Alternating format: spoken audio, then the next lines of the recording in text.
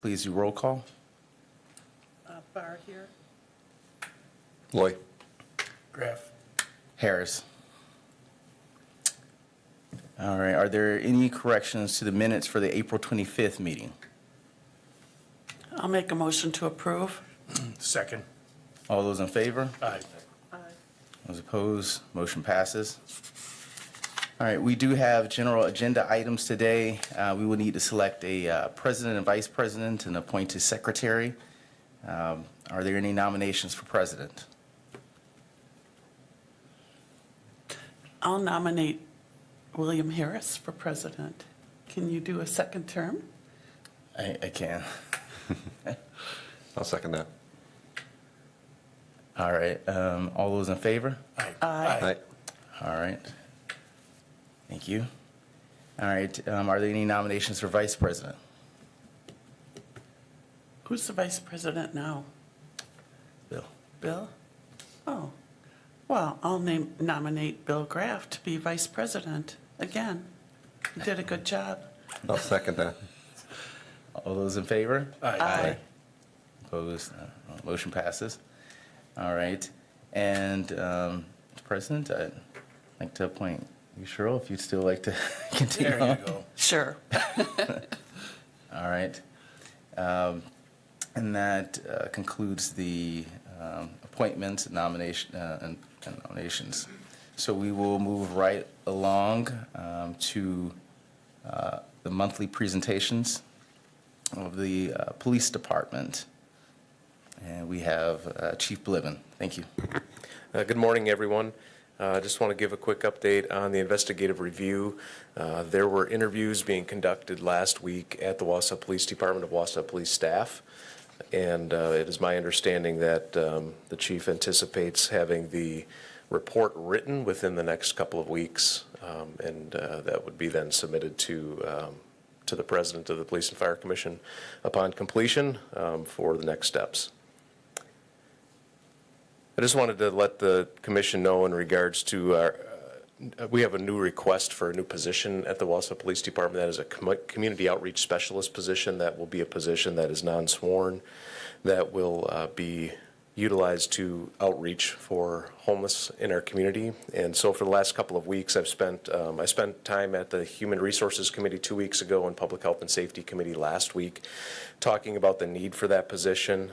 And then tomorrow night, Finance and City Council will consider that position and funding of that position. So my hope is by tomorrow night, that position will be authorized by our City Council. And if you have interest in seeing a presentation I did about the homelessness issue in the city of Wausau, you can watch the Public Health and Safety Committee meeting from last week, Monday night. And there's a video that I played, and then we talked a fair amount about the homelessness issue in the city as it stands today. And lastly, just a recruitment update. We have 3 vacancies currently. We are on time to be able to bring 3 candidates, hopefully 3 candidates, to you folks next month in June for interviews. We're in the middle of polygraph examinations for the 3 candidates that we have right now. We anticipate 1 more resignation here in the next month or so, and then by the end of the year having another 2 to 4 retirements. So we have a list of about 8 candidates right now, 3 of whom we're hoping to bring forward to you next month, and then we're working with the Human Resources Department so that hopefully we can hire, if we have notice of the retirements soon enough, we're hoping to be able to hire our candidates in August, that we can send them to the police academy, and then we'll be ahead of the game and not have to wait till January to send them to the police academy and waiting until those retirements are complete. So we may be able to go over our current staffing allotments in order to hire early and not have as much time of a lot of vacancies. So that's the report for today. Any questions? Any other discussion? Then I offer our appreciation from the commission. Thank you. Next up, Deputy Chief Kopp with the monthly presentation of the Fire Department operations. Good morning. Morning, guys. How you doing? Thank you. You all got a copy of our monthly report. It was always submitted for the agenda. you know, there's a lot of information in there like there's every month. And for this one, I guess one thing that stands out would be the unique rescue with the multiple pets involved in that fire, and some of the first aid that was given to the pets to revive them. And I believe that it's been successful to this point still, where they've been reunited and all healthy. So that's kind of the big one in that report. And that's all I have for you. We had career night, our second career night last week, Thursday at Station 2. Not quite the turnout that we wanted, but nonetheless we did have some youngsters show up and get some good feedback and opportunities to get them guided in the right direction to become firefighters. That's about all I have for you today. If you got any questions. Yes, I do. Reading all the things about, and also for Chief Bliven, getting qualified candidates. Are we willing to not hire people that are, not qualified, or lower the standards that aren't low that? Are we looking at that issue at all? Yeah, well, I'll speak for us first. I don't know what Chief come up, but for us right now, we're looking to go to council tomorrow night and get the funding for the additional 3, the first 3 of the 12. And then still waiting for the SAFER grant for the other 9. That'll probably be announced in the fall sometime. With that SAFER grant, at that point is when the chief and I were talking about lowering our requirements to EMT Basic and Fire 1. And then for qualifications, at that point, we'd send them to school. Take just shy of a year to get those certifications and start riding on the ambulance. So, you know, obviously the preference will be given to applicants that have paramedic and Fire 2. We'll also be able to onboard EMT Basics and send them to school as well as Fire 2. Would we pay, all of a sudden that becomes a 40-hour-a-week job? Can that process be sped up a little bit? And that's what we're working on with NTC. That's why we don't have an exact timeline, somewhere between 8 and 11 months, depending on what the NTC allows us to do and what we can do in-house compared to, and they're working real well with us, and we actually have a meeting set up with them later this week we got a few things going on with NTC, but that's one of the big ones to see what we could iron that out to and what that timeline looks like to get them completely up to date with their schooling and certifications and get them riding on the trucks.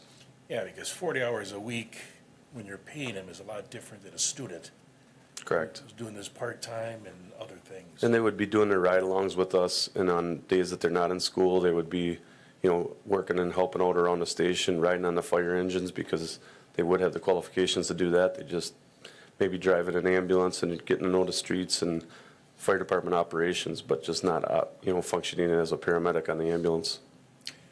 What is the attitude of the other firefighters that say that I spent time, money to get to this point in order to be hired, and now? There's some mixed feelings for sure. Not a whole lot of awful feedback, but there is some of that, of course, you know, why special treatment now, but I think everybody understands that, you know, we're in a time where we don't have the options like we used to. We just don't have the applicants, and when, you know, we got to do something to make sure that we carry on in the professional manner that we always do, and hire for character and hopefully get them up to date as far as their schooling goes. Thank you. Mm-hmm. Thank you for our gratitude from the commission. Chief Bliven? Same question. Yeah, as it pertains to the police department, we haven't changed our hiring process or our standards at all. I don't anticipate doing that in this most recent process. Like I said, we have 8 candidates remaining in the process. All of them are very good qualified candidates. Some of them need to go to recruit school. Some of them already have recruit school.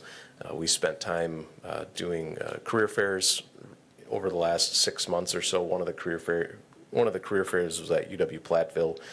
2 of our top 3 candidates are from that career fair as a result of our outreach there. So they're very good candidates. Feel really good about them. Another thing in regards to our recruitment process is it does take a long time. So Captain Melinda Pauls is working on a recommendation for the commission in regards to a shortening of that of that recruitment process, just because it helps us be competitive when we're trying to hire candidates, and so are other law enforcement agencies in the area. So the faster we can do that process without reducing standards, the better off we will be. Would you ever look at a signing bonus for people that have paid for their certification, et cetera? Certainly, yeah, there's a lot of discussion in the profession right now about signing bonuses. Some agencies are offering signing bonuses. There's also discussion about repaying student debt, whether that's for the police academy or otherwise. So, somebody that comes to us that has already paid for and completed the police academy, potentially reimbursing them a portion or all of that cost. Okay. Thank you. Any other questions, discussion? Thank you. All right, the next meeting will be scheduled for Monday, June 27th at 7:30 a.m. Is there any discussion further? If not, I will take a motion to adjourn this meeting. So moved. All right, all those in favor? Aye. All right, motion passes, we are adjourned. Thank you. All right. And from the commission.